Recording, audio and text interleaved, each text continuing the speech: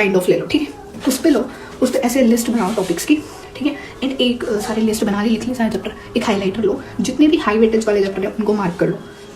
ठीक है। फिर उसके बाद क्या करना है, हाई वेटेज वाले चैप्टर मार्क कर लिए। अब इनमें से जो चैप्टर आपको आते हैं, सभी चैप्टर में से आपको जितने चैप्टर आपको लगते हैं कि आपको आते हैं, आपने करे हैं कभी ना कभी, वो टिक कर दो, ठीक है, वो टिक कर दिया। उसके बाद जो चैप्टर्स आपने अब तक कितनी बार भी नहीं करे, चाहे सारे ही क्यों ना है, यस, चाहे सारे ही क्यों ना है कि आपने कुछ भी नहीं करा, बिल्कुल ही जीरो पे होगा, तो वो वाले चैप्टर मार्क करो जो आपने कभी नहीं करे अब तक भी, ठीक है, एक बार भी नहीं करा, उसके बारे में आपको कोई आइडिया नहीं है, लाइक जैसे आपको और चैप्टर्स के बारे में पता है, उस चैप्टर के बारे में आपको नहीं पता, तो वो वाली चीज़ करो। फिर उसके बाद क्या करना है,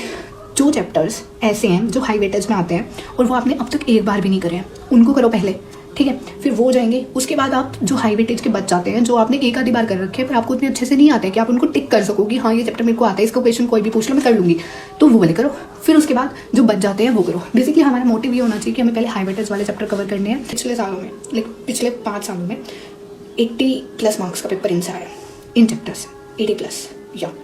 तो ये करो आप, ठीक है। और फिर आपको मोटिव ये होना चाहिए कि हमें सारे ही करने हैं वैसे तो कंप्लीट, बट अभी मैं हाई वेटेज कर लेता हूँ, और जब आपका 60-70% सिलेबस कंप्लीट हो जाए ना, मॉक टेस्ट देना शुरू कर दो।